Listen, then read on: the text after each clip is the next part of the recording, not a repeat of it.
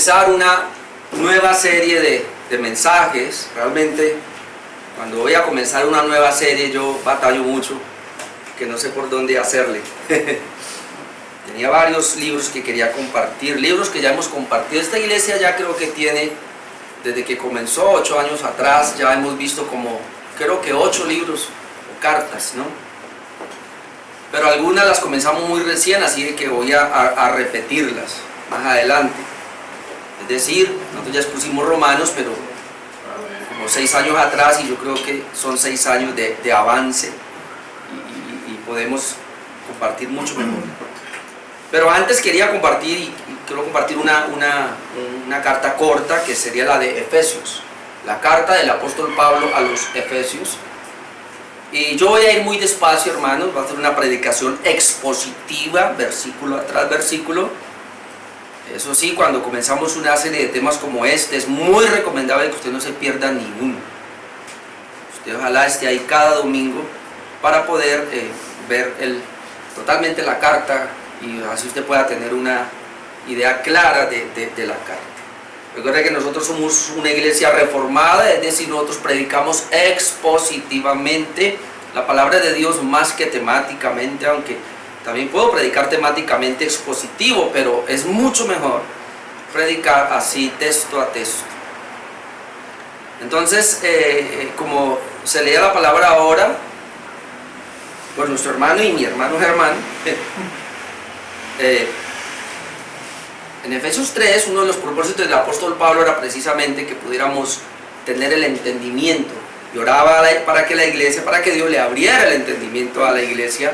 Y esa es mi oración, que Dios abra nuestro entendimiento y poder comprender claramente lo que el apóstol Pablo nos quiere enseñar en esta preciosa carta. Voy a comenzar leyendo versículos 1 y 2, que son los que vamos a tratar en esta mañana, si Dios lo permite. Efesios capítulo 1, versículo 1 y 2, donde dice: Pablo, apóstol de Jesucristo, por la voluntad de Dios, a los santos y fieles en Cristo Jesús, que están en Éfeso, gracia y paz a vosotros de Dios nuestro Padre y del Señor Jesucristo. Hoy quiero compartir esta salutación, pero antes una introducción que es muy obvia. De tal manera que este sería el mensaje número 1. Y la introducción de este mensaje, vamos a hablar primero acerca del autor de esta epístola. Como bien usted lo puede ver en el capítulo 1, versículo 1, es el apóstol Pablo. Pablo se identifica como apóstol de Jesucristo. Esta carta creemos que el apóstol Pablo la escribió desde la prisión, cuando él estaba preso en Roma. Como dice Hechos capítulo 28, no sabemos si fue en la primera etapa de estar preso en una casa alquilada, porque se cree que a él se le dio un periodo de libertad, pero luego Nerón lo agarró otra vez y lo metió preso, y hasta que él lo decapitó. Pero en ese periodo él escribe 4 cartas en el año 62 o año 63 después de Cristo más o menos. Y en esa prisión él escribe la carta a los Efesios, escribe Filipenses, Colosenses y Filemón. Se llaman las cartas de la prisión. El apóstol Pablo escribe 4 cartas desde la prisión. Pablo menciona su prisión, por lo menos miremos en Efesios capítulo 3, versículo 1, donde él dice: por esta causa yo, Pablo, prisionero de Cristo por vosotros los gentiles. Él se identifica como prisionero de Cristo, por eso se llama la carta de la prisión. El versículo 13 también habla de los padecimientos, por lo cual pido que no desmayéis a causa de mis tribulaciones. Se le cuenta esa tribulación como preso. 4.1, Efesios 4.1 dice: yo pues preso en el Señor os ruego que andéis como es digno de la vocación con que fuisteis llamados. Yo pues preso en el Señor. Y en el capítulo 6, versículo 20 de esta carta, vemos que él dice: por el cual soy embajador en cadenas. Que cuando no hable de él como debo hablar, soy embajador en cadenas. Es decir, Pablo está preso, él está prisionero, y recuerde que las prisiones de Roma, hermanos, eran en cadenas. Lo encadenaban y los amarraban a algo que llama un cepo. Es decir, ellos no se podían mover, les abrían las piernas y a veces hasta los brazos. Hermanos, las prisiones de hoy día es una ridiculez comparado a las prisiones romanas de esa época. Entonces Pablo no la pasó muy bien. Sin embargo, es impresionante cómo, ¿se acuerdan que nosotros ya mirábamos acá en la carta a los filipenses y él habla del gozo? Y ahora vamos a ver cómo Pablo, impresionante, pero él no habla, solamente 4 versículos habla de sus prisiones, pero no, él está muy contento aún allá. Porque ¿qué quiere decir eso? Y en términos general, ¿qué nos enseña las prisiones del apóstol Pablo?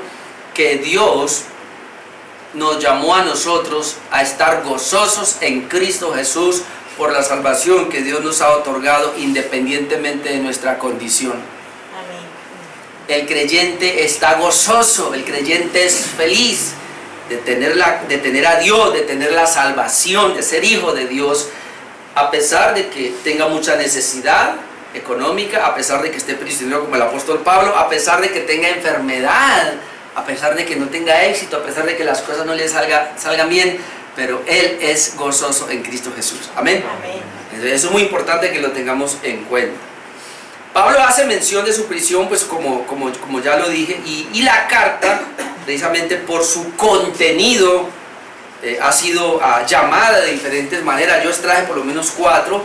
Esta carta se le llama la corona de los escritos de Pablo.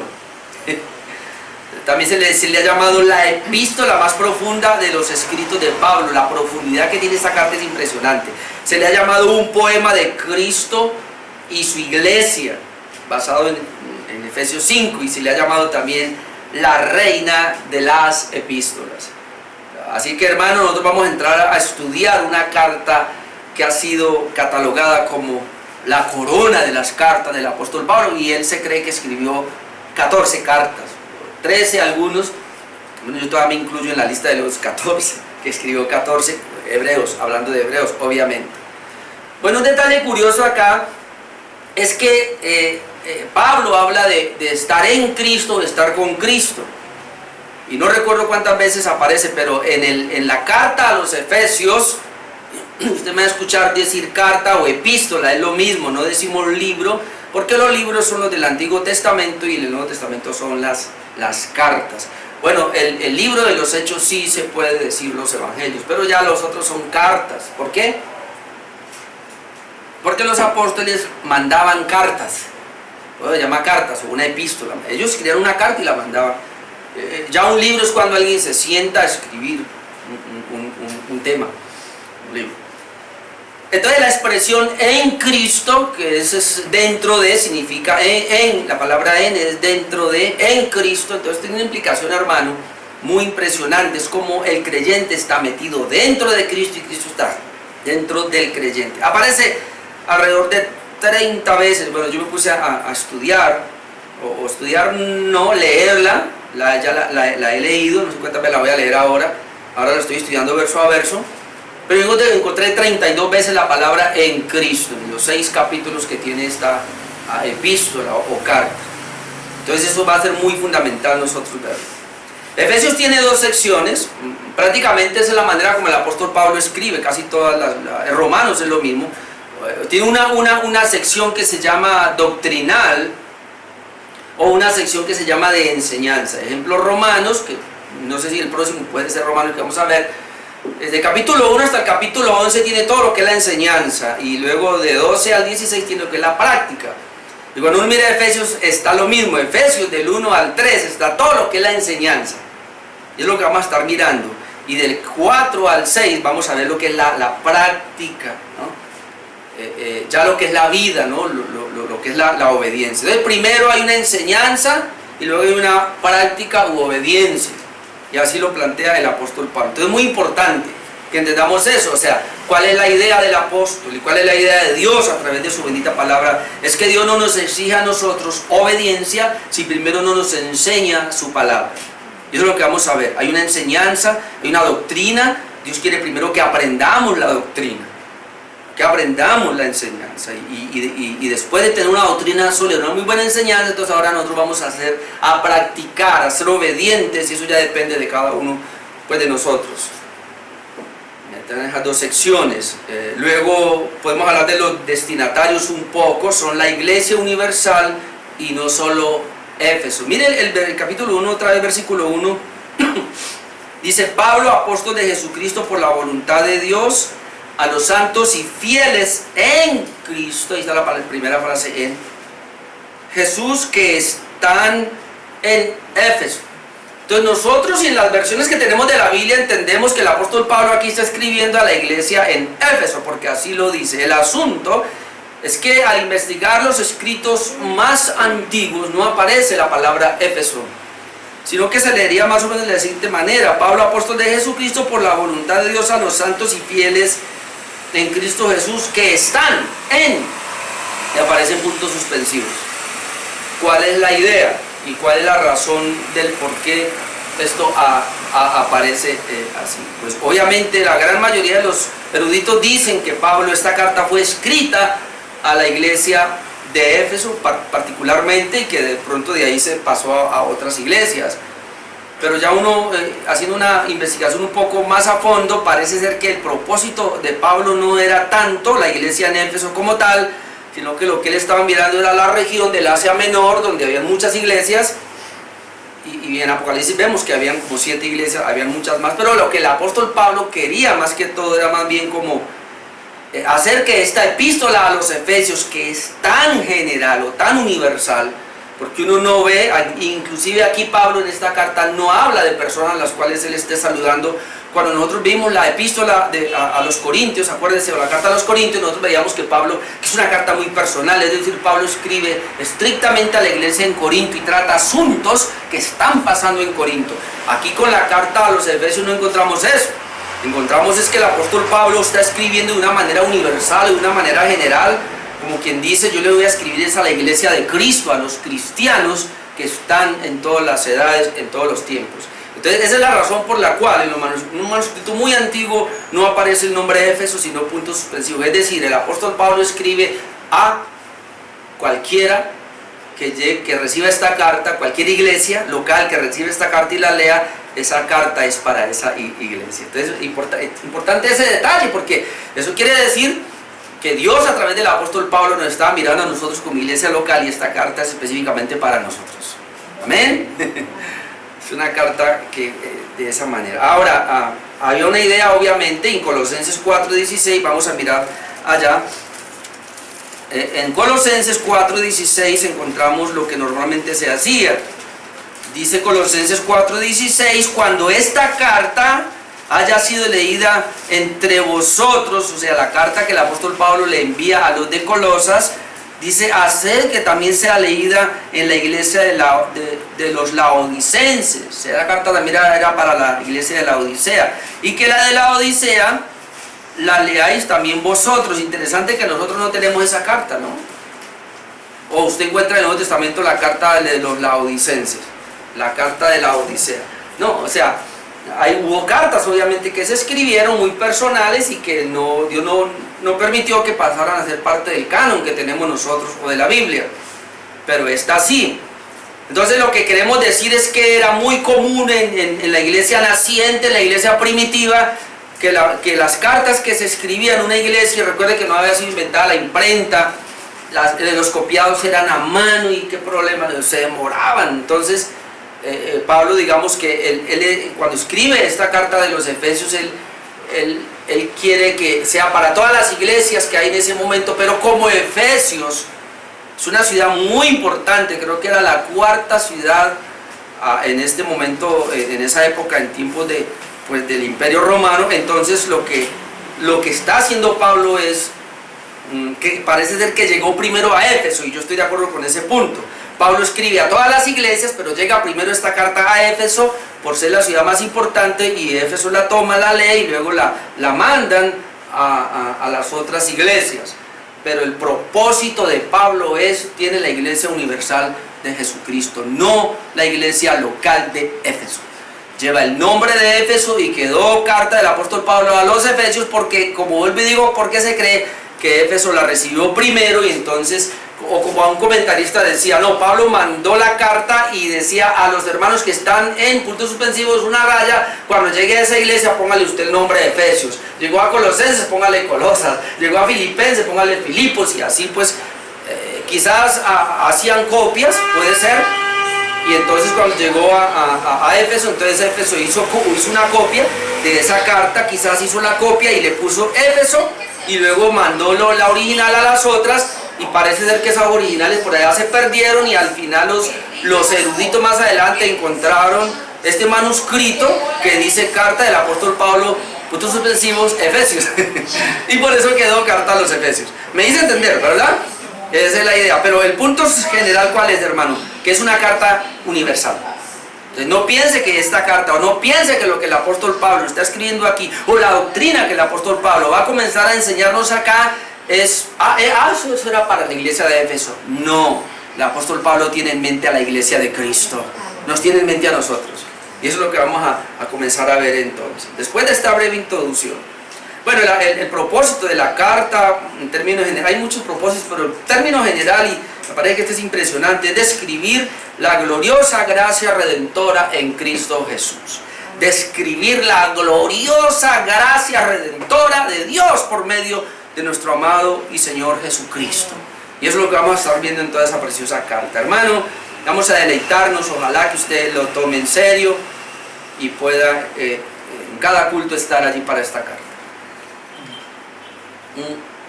Después de la introducción vamos a ver mi segundo punto de hoy, que sería la salutación, normalmente llamado salutación o saludo. Vamos a leer otra vez capítulo 1, versículo 1 y 2 de esta carta. Pablo, apóstol de Jesucristo por la voluntad de Dios, a los santos y fieles en Cristo Jesús que están en Éfeso, donde quiera, gracia y paz, cantamos ahora, gracia y paz a vosotros de Dios nuestro Padre y del Señor Jesucristo. Ese es el saludo que da el apóstol Pablo, esa es la salutación que él nos da.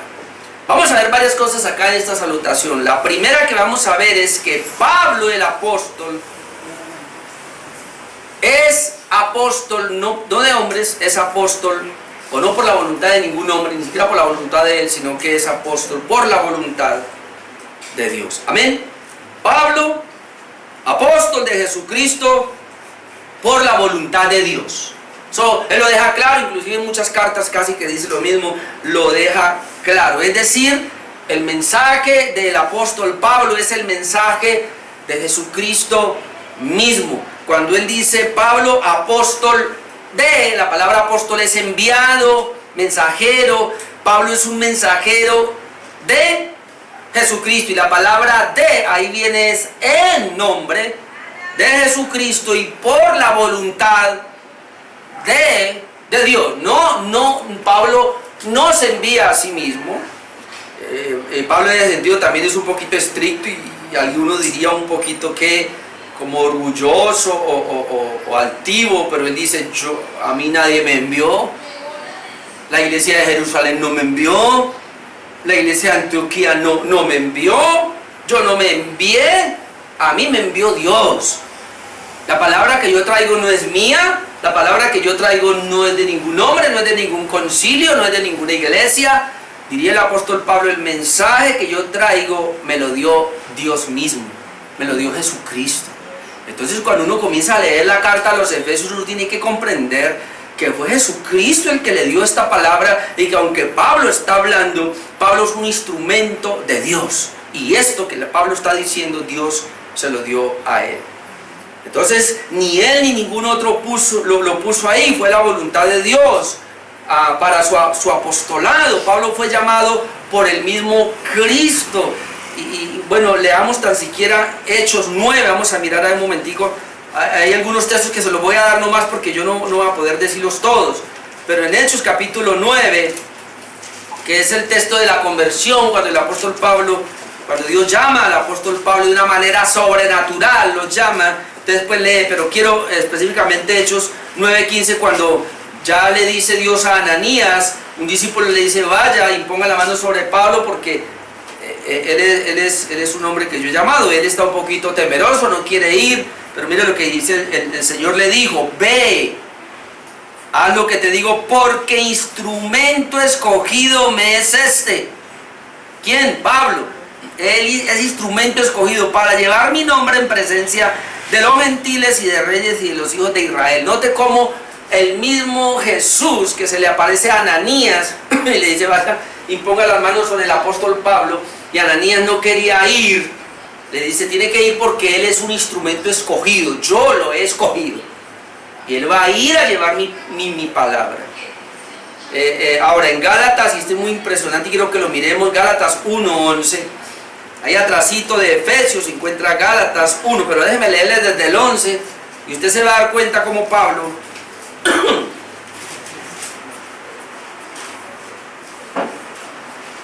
habla. Gálatas 1:11 dice, mas os hago saber, hermanos, que el evangelio anunciado por mí no es según hombre. Esto es muy importante, ya lo había dicho, aquí esto no es de ningún hombre. Pues ni yo lo recibí ni lo aprendí de hombre alguno, sino por revelación de Jesucristo. Muy importante, hermano. Por eso cuando usted lee las cartas del apóstol Pablo, tenemos que entender eso.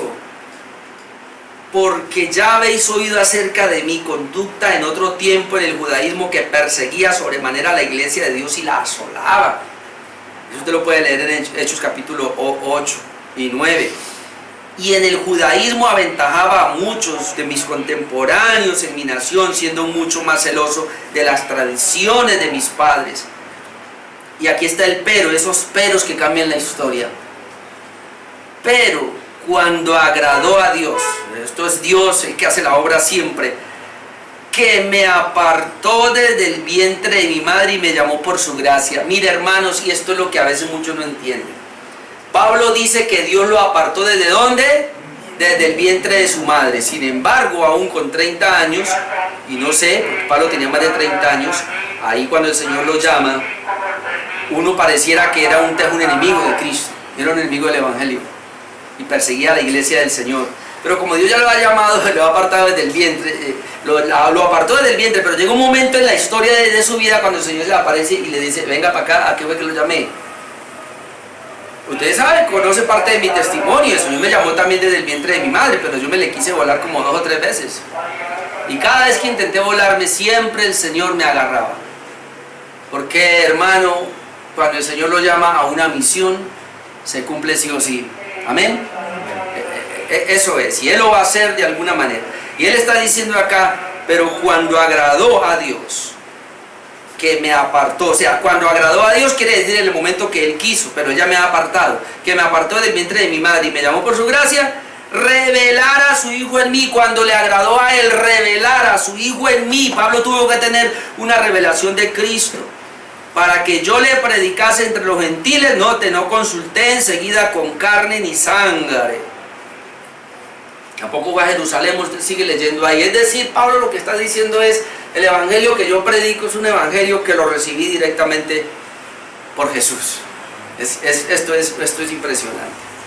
Entonces, Pablo está diciendo que él es apóstol, él es un enviado. Ahora, ¿cuál es el asunto acá que quiero recalcar antes de continuar hablando acerca de esta parte? Y es que hoy, como en ese entonces, hermano, se han levantado falsos apóstoles. Vamos a mirar un momentico 2 de Corintios 11, ahí atrasito, ahí usted está atrasito, 2 de Corintios capítulo 11, acompáñame versículo 13 y 14, 2 de Corintios capítulo 11, versículo 13 y versículo 14 dice, porque estos son, usted lee el contexto, aquí se está refiriendo, pero esta gente que predicaba por dinero en esa época, en los tiempos de Pablo, Pablo los llama, porque estos son falsos apóstoles, obreros fraudulentos, que se disfrazan como apóstoles de Cristo. No, note, se disfrazan como apóstoles de Cristo.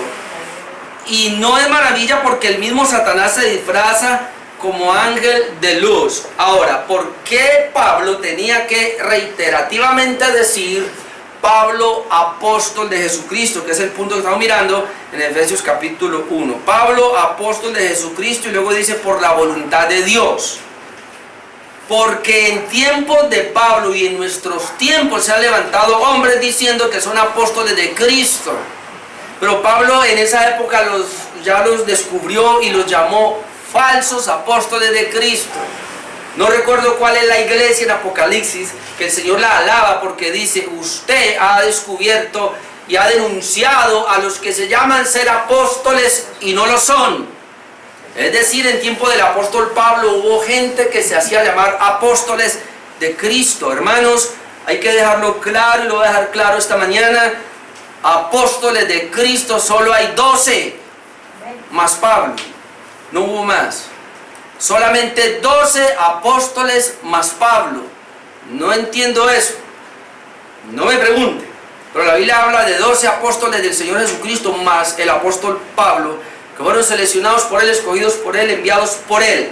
De ahí en adelante, todo aquel que se quiera llamar apóstol es un falso. Y si usted que me está mirando por ahí, por YouTube, o me está mirando ahí por este Facebook Live, y usted va a una iglesia donde hay un apóstol, salga de ahí, porque ese es un falso.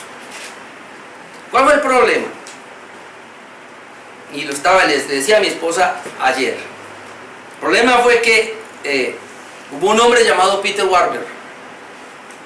Está vivo todavía, ese descarado. Escribió muchos libros. Que en el 2001 dijo que había una nueva era apostólica, segunda era apostólica. Y entonces comenzó a decir que el Señor iba a volver a restaurar el ministerio apostólico que estaba caído.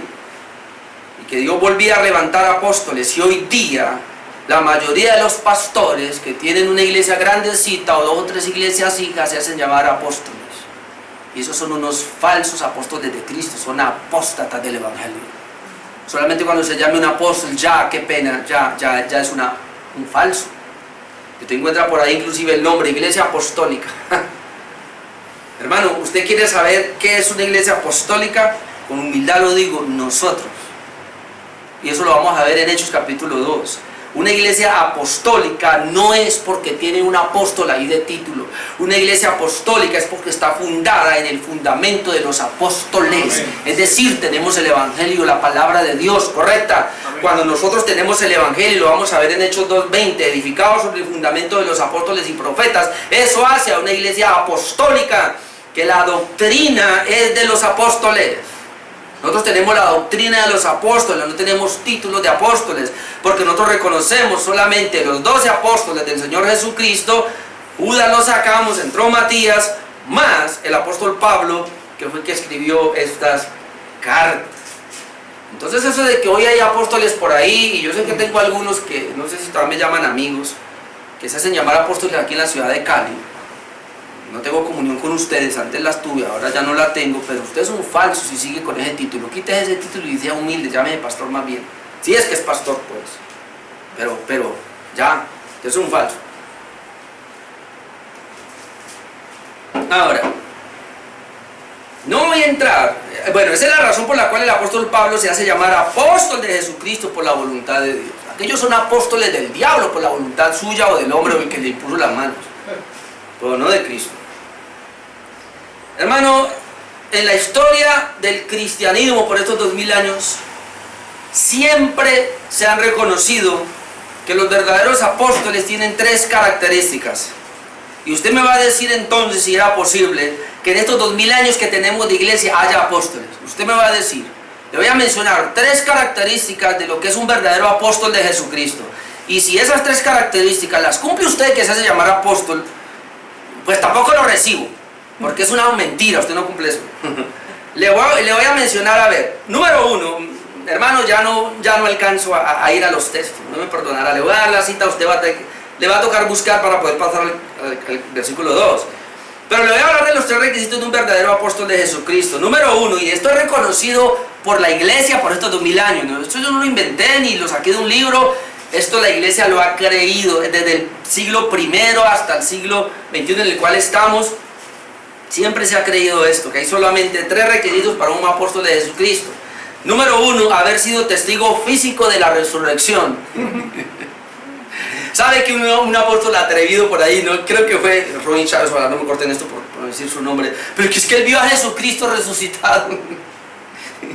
Otros han dicho, a mí se me apareció el Señor en mi cuarto, por eso soy apóstol. Hermanos, estamos hablando de la resurrección de Jesucristo en el siglo I. Ese era el primer requisito, y le voy a leer rapidito pues para que ya los demás si no lo leo. Hechos 1:21, vamos a mirarlo ahí. Es que cuando uno lee la escritura, hermano, y ve toda esta parranda de mentirosos que hay. Y son las iglesias más grandes que existen. Increíble cómo la gente va para allá llevada por estos ignorantes de la escritura, porque como no les enseñan la escritura, por eso son ignorantes de la escritura. Si se las enseñaran, se dieran cuenta entonces que esto es una mentira.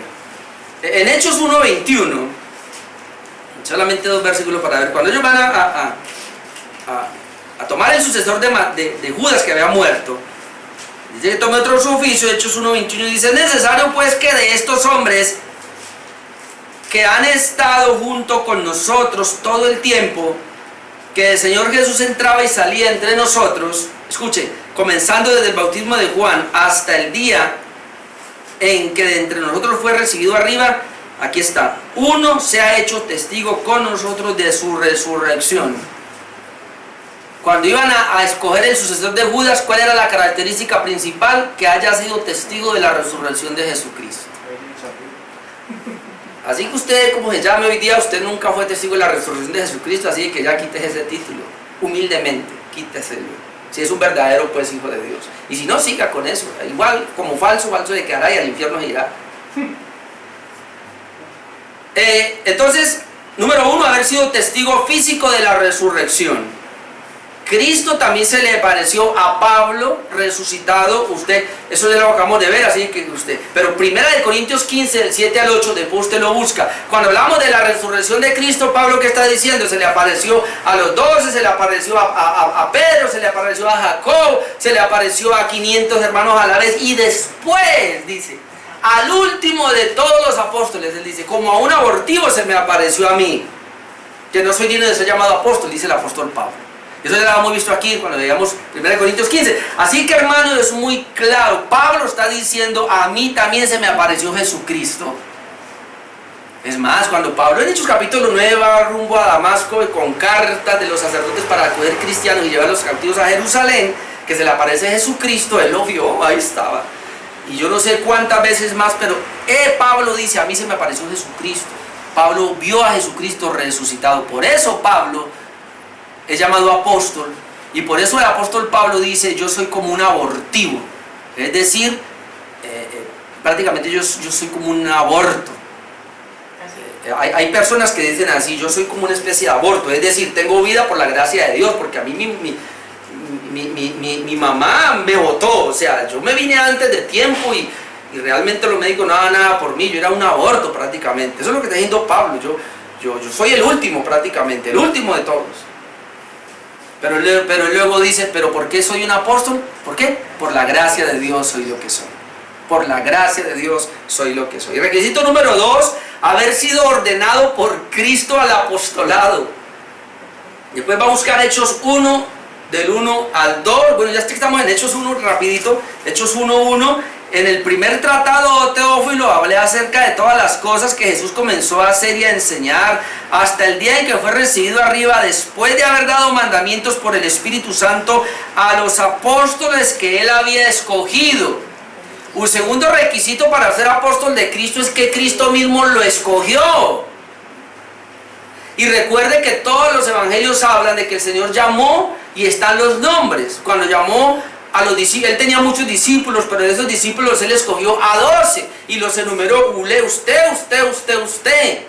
Y por 3 años y medio fueron los 12 apóstoles del Señor que él mismo escogió. No escogió más.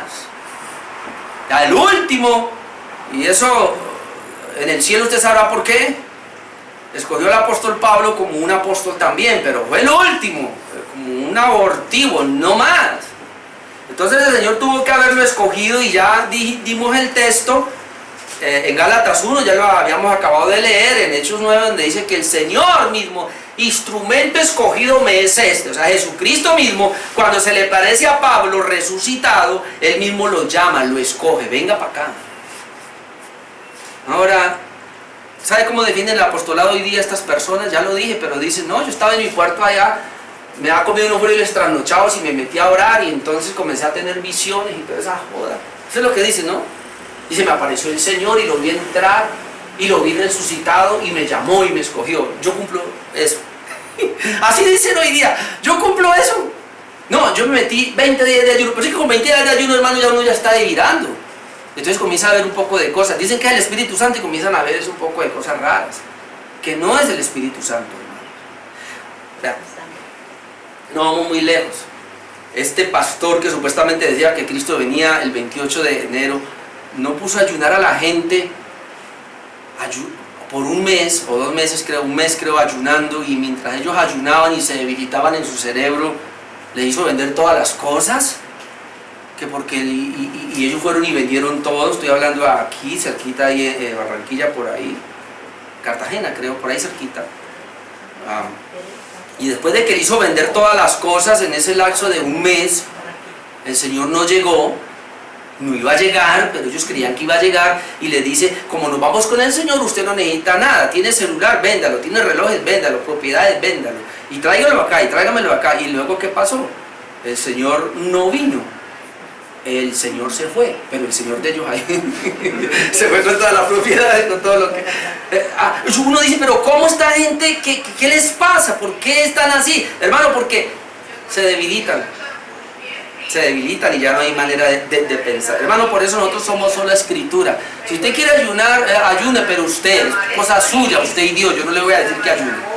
Es usted y Dios, y usted puede decirme a mí que ayune, ningún pastor me puede decir a mí que ayune, yo no le puedo decir a nadie que ayune. Es una relación entre usted y Dios, y si lo hace, si le digo, tenga cuidado. Usted no se va a poner a orar solamente, tome la palabra. Usted tiene que estudiar la palabra, ser un conocedor de la escritura. Y el punto número 3, ay Padre mío, parece que todos como que los cumplen hoy día también. Número 3, haber autenticado su apostolado con señales y milagros. Haber autenticado su apostolado con señales y milagros. Le voy a dar el texto, Mateo 10 del 1 al 4, dice que el Señor llamó a los apóstoles y les dio autoridad sobre los enfermos, sobre los endemoniados, para que los sanaran y echaran fuera demonios. ¿Qué hicieron los apóstoles? Echaron fuera demonios. ¿Qué hizo Jesucristo? Echó fuera demonios. ¿Qué hizo el apóstol Pablo? Usted puede leer 2 de Corintios 12, 11 al 12, que el apóstol Pablo habla de que Dios lo respaldó con señales y milagros. En Hechos 19, 10 y 12 nos dice que el apóstol Pablo hacía tantos milagros y tantas señales que de las regiones vecinas venían a él, y aun cuando Pablo estaba predicando, él sudaba, y dice que se llevaban los paños del apóstol Pablo para imponérselo a los enfermos y ellos sanaban. Pedro sanaba también, dice que aún con la sombra. Entonces, ¿cuál es el error que se ha cometido? Dios le dio la autoridad en Hechos capítulo 10 a los apóstoles de sanar, de echar fuera demonios, y cuando leen ese texto creen que la iglesia hoy tiene ese poder y tiene esa autoridad para hacer lo mismo. Es más, algunos que se llaman pastores creen que tienen ese poder, creen que tienen el mismo poder de los apóstoles para echar fuera demonios, y van y comienzan a echar fuera demonios para sanar, y hacen entonces cultos de milagros, miércoles de milagros, sanidades, como ese el lunático, que usted sabe. Y a un Benijín, tengo que decirlo, es verdad, se van por todo el mundo tratando de hacer señales y milagros, y la gente cree, y uno cree, pero hermano, ya está comprobado, la mayoría, todos los milagros que hizo Benijín fueron una falsedad. Los mismos de Cas Luna, eso no es verdad, no es verdad. ¿Y usted qué tenía? Dolor de cabeza, ¿y ahora qué tiene? Me duele un poquito nomás, pero ya se me paga. Milagro, no, como le dije una vez, el milagro es que llegue un mochito, ¿no? Y le diga: bueno, aquí estoy, a ver, pastor milagrero, aquí estoy, haga salir la mano pues otra vez porque no la tengo, y que se le salga la mano. Eso sí es un milagro. ¿Usted ha visto uno así? Lo reto por YouTube y por Facebook, que me muestre una persona que haya sido así. Puede ser, y si fue así, no fue ni siquiera por ese farsante que está al frente, sino por la gracia de Dios, porque el único que hace milagros es Dios, no los hombres. Y Dios le dio autoridad para hacer milagros a los 12 apóstoles y a Pablo, a nadie más.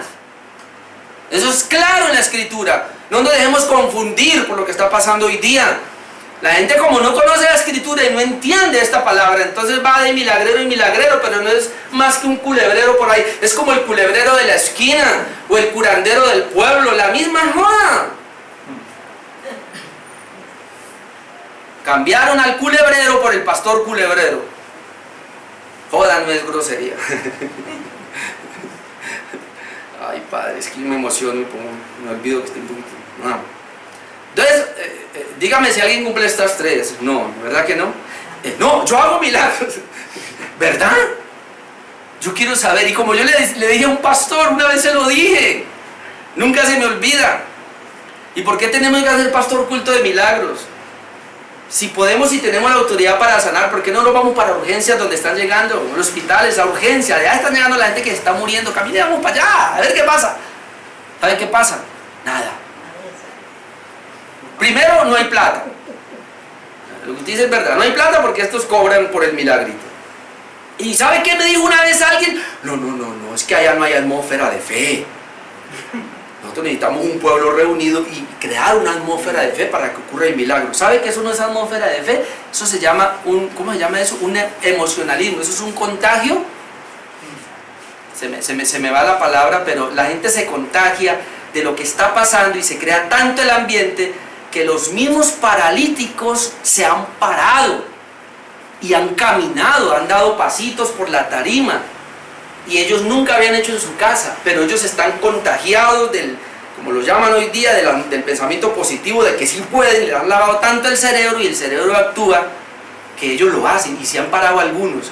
Medio caminan todo chueco ahí, pero es el milagro, y luego se sientan allá. A algunos les han botado las sillas. Es un reporte que le hicieron a Benny Hinn porque él tenía todas las sillas ahí y las tenían por allá. Y a los 3 días venía la familia a reclamar la silla de ruedas. ¿Por qué? Porque cuando lo llevaron a la casa, como ya no había esa atmósfera creada por el hombre, ese entusiasmo, esa euforia, bajaba otra vez la guardia a la persona y ya, párese, mijo, no puedo. Quedaba otra vez lo mismo. Hermano, es lo que yo le he dicho a usted. Usted no es capaz de alzar una roca, no sé de cuántos kilos. Pero si usted tiene un hijo ahí y esa roca le cayó encima, usted llega y por salvar a su hijo tiene una fuerza tan... Usted la levanta y salva al hijo. Y después ni siquiera 20 hombres son capaces de levantar la piedra. ¿Y por qué lo hizo usted? Porque usted quería salvar a su hijo. El cerebro actúa de esa manera. Y la gente se debe engañar por no conocer la escritura y le llaman a eso milagro. Sé que me estoy metiendo en problemas hoy, pero pues tocó. Ay, Padre mío. Bueno, ya sacamos de esto, vamos a otro. Pablo no escribe a inconversos, sino a los santos y fieles en Cristo Jesús. Versículo 1. Pablo, apóstol de Jesucristo por la voluntad de Dios. ¿A quién escribe? A los santos y fieles en Cristo Jesús. Voy rapidito aquí porque más adelante amplío esto. Pablo no escribe inconversos. O sea que esta carta no es para inconversos. Aunque Dios puede salvar a través de esta carta a gente impía, pero esta carta es para creyentes. Los llama santos y los llama fieles en Cristo Jesús. La palabra santo, y esto es muy importante que lo entendamos, hermano, tengo que hacer referencia a esto una y otra vez, lleva 2 connotaciones: apartados o separados y dedicados o consagrados.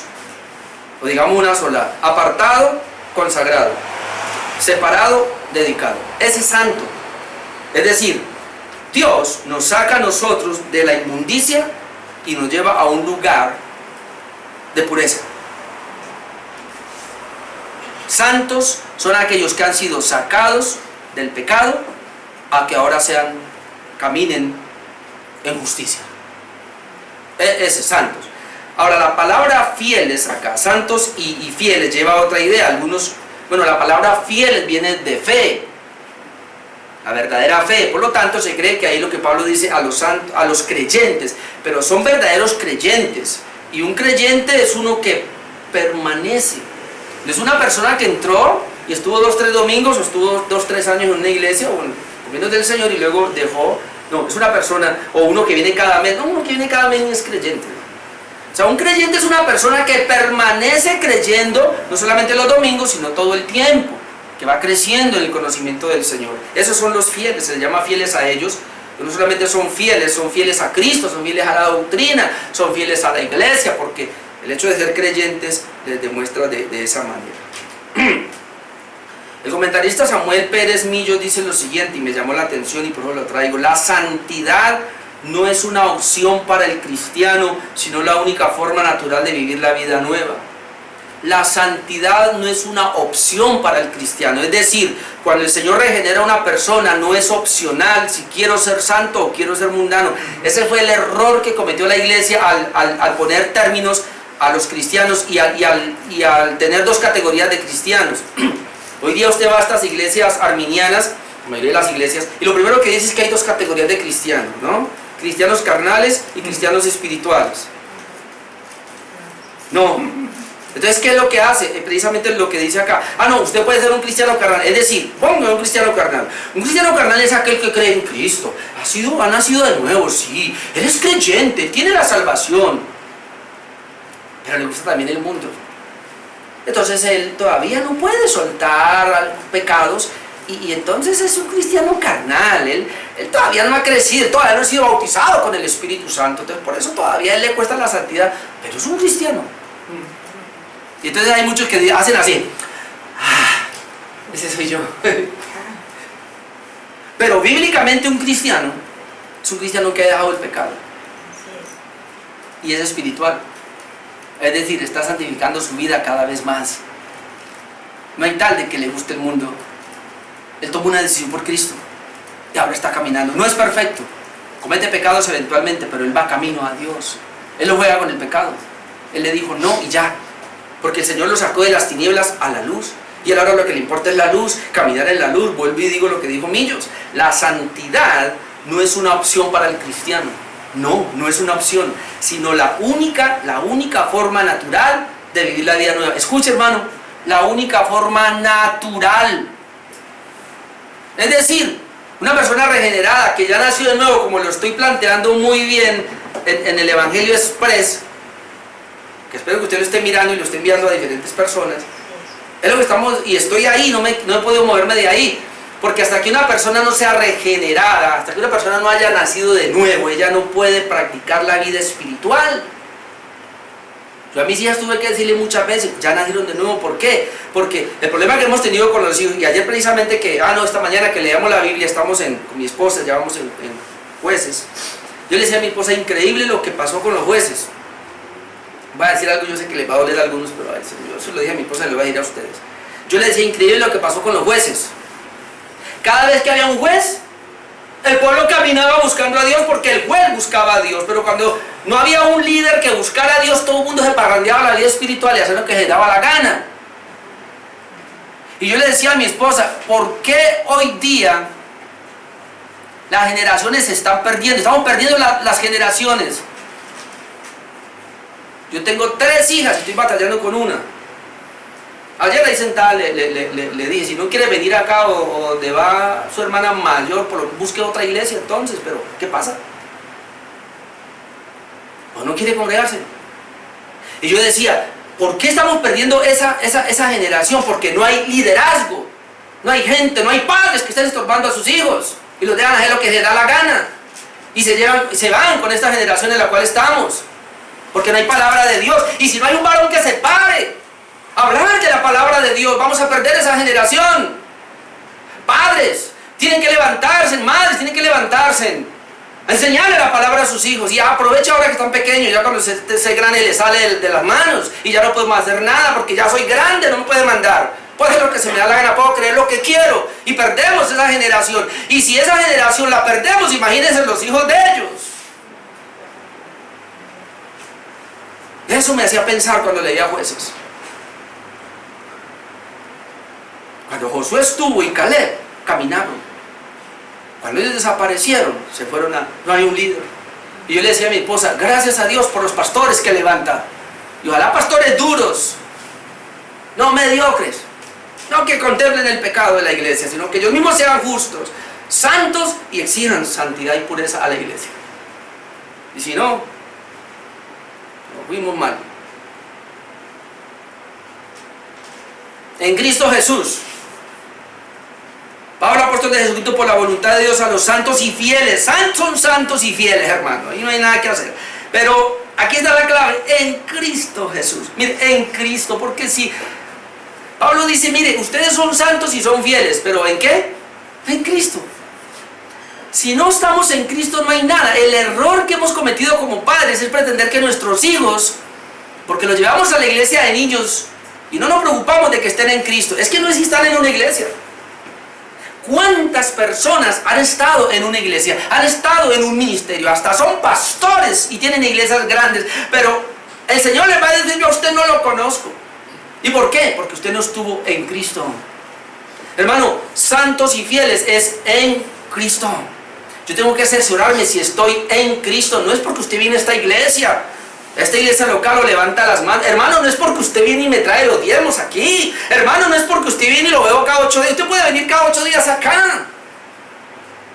La pregunta es, hermano, ¿usted está en Cristo? Porque si usted está en Cristo, si yo estoy en Cristo, soy santo y soy fiel. Si yo no estoy en Cristo, hermano, no podré ser santo, no podré ser fiel. O sea, la vida cristiana, como dicen ellos, es natural. Eso sale de mí. Yo estoy seguro que aquí nadie viene en ayunas. Usted se tomó por lo menos un café. ¿Y por qué se lo tomó? Dígame, ¿quién lo obligó a tomárselo? No, Señor, su cuerpo se lo pidió. Eso es algo natural. ¿Por qué leí la palabra yo antes de venir acá a pararme? ¿Y por qué estoy oradito antes de venir aquí a pararme? Porque eso es natural. Mi espíritu, es una necesidad que se crea en mí. El espíritu le dice: hágale, mano, y yo le hago. Pero si usted tiene briegas con esto, entonces usted no es. Usted está en una iglesia, pero no está en Cristo. Y ahí es donde tenemos que comenzar a revisar nuestra vida. Usted también, los de Tuluá. Problemas que tienen allá es por eso. Tiene que revisarse si está en Cristo. Y si no, usted va a dar brega. Santos y fieles, ¿en quién? En Cristo Jesús. Fuera de Cristo no hay santidad. Fuera de Cristo no hay fidelidad. Fuera de Cristo solo hay excusas mediocres. Yo pudiera decir desde el jueves: yo no voy a predicar porque estoy malo en mi garganta. Hasta tenía temor y los hermanos no me van ni a recibir porque pensarán que le voy a pegar ese virus. Primero, no tengo COVID. Mi esposa lleva como 3 días, durmió fuera. Me dejaron solo. Y yo tengo la excusa perfecta para no venir y predicar hoy: mi garganta. Pero yo sé quién es mi amo, a quien le rindo mi vida.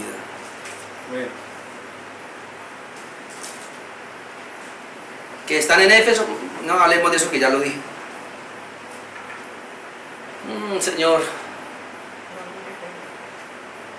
versículo 2, y tengo que terminarlo porque si no, entonces no me... Esos santos y fieles tienen la gracia y la paz de Dios Padre y del Señor Jesucristo. 4 cosas ahí que toca correr.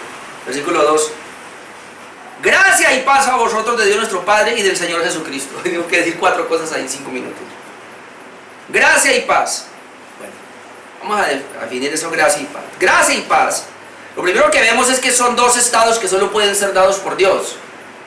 Es decir, la gracia es el don o favor que Dios nos da sin que lo merezcamos. Gracia es el favor o el don que Dios nos da sin que lo merezcamos. Y esta carta tiene que ver con la gracia de Dios, que es la salvación principalmente. Algo que yo no merezco, pero Dios me lo da. ¿Y qué es la misericordia? Algo que yo merezco, pero Dios no me lo da. Cuando Dios tiene gracia de mí, es que yo no merezco, pero Él me lo da. Es decir, yo no merezco la salvación y Dios me la da. Eso es gracia. Cuando Dios tiene misericordia de mí, es algo que yo merezco y Él no me lo da. Yo merezco el infierno, yo merezco la condenación, pero Dios tiene misericordia, es decir, no me lo da. ¿Ves la diferencia? Gracia, Dios me da lo que yo no merezco, la salvación. Misericordia, Dios no me da lo que merezco, el infierno. Paz, ya habíamos, por lo menos la esperado un poquito, el estado del gozo de haber sido reconciliado con Dios. Romanos 5:1, perdón, justificados pues por la fe, tenemos paz para con Dios. Pero va mucho más allá, es el estado de reconciliarse con Dios, de que somos amigos y que yo puedo ahora ser amigo también del prójimo. Reconciliado arriba, reconciliado. Si soy reconciliado verticalmente, soy reconciliado horizontalmente, y ese es el veredicto. O sea, paz con Dios, paz con mi hermano. No hay guerra con Dios, no hay guerra con mi hermano. ¿Por qué hay guerra entre la gente, entre el pueblo? ¿Por qué se matan, se odian, se pelean, se destruyen los hogares y todo eso? Porque están en guerra con Dios. Y si una persona está en guerra con Dios, va a estar en guerra con el mismo diablo, con todo el mundo, con su cónyuge, con sus hijos, con todo el mundo. Pero cuando una persona está en paz con Dios, puede estar en paz. A mí no me da temor decirlo, no me da pena tampoco decirlo, pero yo tengo un matrimonio hoy día porque Dios me reconcilió con Él. Y si yo no tuviera paz con Dios, no tendría paz en mi hogar, y ni mi hogar tendría. Pero yo tengo paz con Dios, tengo paz con mi hogar, con mi casa. Pero también gracia y paz significa algo que no lo puedo dejar escapar, y es que es un saludo que une a dos pueblos que son enemigos. Es decir, los griegos cuando se saludaban, no recuerdo la palabra ahora, pero ellos se saludaban con gracia.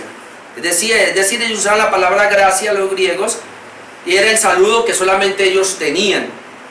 Y paz es el saludo de los judíos. Ellos usaban la palabra shalom para decir paz, la paz sea contigo. Y esta palabra shalom era un saludo solamente entre los judíos. Ahora, cuando Pablo toma estas dos palabras, gracia y paz a vosotros, él da por sentado de que la iglesia en Éfeso, o todas las demás iglesias, aún nosotros, venimos, bueno, nosotros no, pero en esa época sí, venían de, los creyentes eran tanto judíos como gentiles, o griegos, ¿verdad?